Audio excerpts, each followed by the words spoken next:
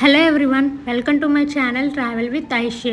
ఈరోజు మనం రెండవ జ్యోతిర్లింగం అనగా ఉజ్జయిని మహాకాళేశ్వర జ్యోతిర్లింగం సందర్శిద్దాం.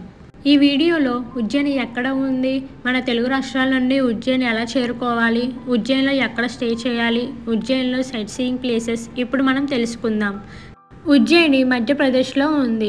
ఇండోర్ నుండి 55 కిలోమీటర్లు, భోపాల్ నుండి 192 కిలోమీటర్ల దూరంలో ఉంటుంది. మన తెలుగు రాష్ట్రాల నుండి వీక్లీ వన్స్ డైరెక్ట్ ట్రైన్స్ ఉంటాయి. లేదు అనుకుంటే మీరు భోపాల్ ఇండోర్ వరకు వచ్చి అక్కడ నుండి బై బస్లో ఉజ్జయిని చేరుకోవచ్చు. ఇది Ujjain railway station outside view. ఉజ్జయినిలో స్టే చేయడానికి టెంపుల్ దగ్గర చాలా ధర్మశాలలు ఉంటాయి. మీకు ఆ ధర్మశాల వెబ్సైట్ లింక్ కింద డిస్క్రిప్షన్లో ఇస్తాను, చెక్ చేయండి. ఇది Ujjain Mahakaleshwar outside view. ఆలయం లోపల మనకి మహాకాళేశ్వరుడుగా మనకి దర్శనం ఇస్తారు. ఈ ఫోటోలో ఉన్నదే మహాకాళేశ్వరుడు, దర్శించుకోండి.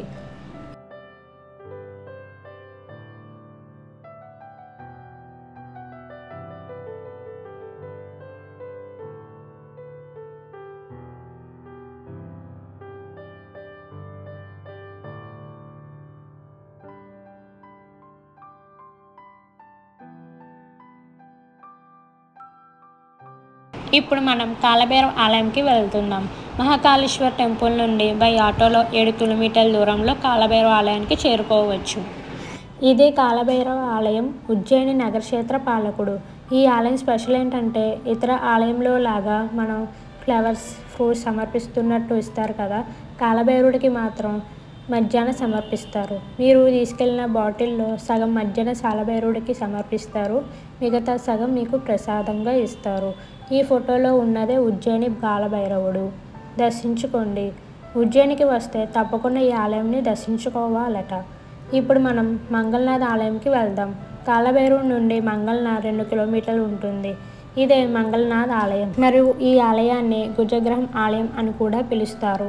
ఇక్కడ దోష నివారణ పూజలు కూడా జరుగుతూ ఉంటాయి.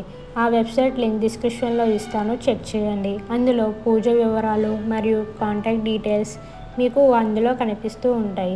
ఈ ఫోటోలో ఉన్నదే మంగళనాథుడు, దర్శించుకోండి.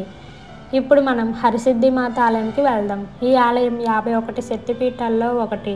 ఈ ఆలయంలో ప్రతిరోజు రాత్రి 7 గంటలకి అమ్మవారికి ఇచ్చే హారతి చాలా బాగుంటుంది. ఈ దీపాలు కూడా రాత్రి 7 గంటలకి వెలిగిస్తారు. సో ఉజ్జయిని వచ్చినప్పుడు ఈవినింగ్ 6:30 కల్లా హరసిద్ధి మాత ఆలయానికి చేరుకోండి. లోపల అమ్మవారు ఇలా ఉంటారు.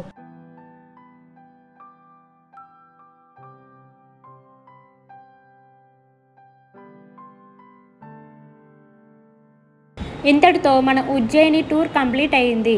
ఈ వీడియోలో మీకు ఏమైనా డౌట్స్ ఉంటే కింద కామెంట్ సెక్షన్లో కామెంట్ చేయండి. Thanks for the watching. Please subscribe.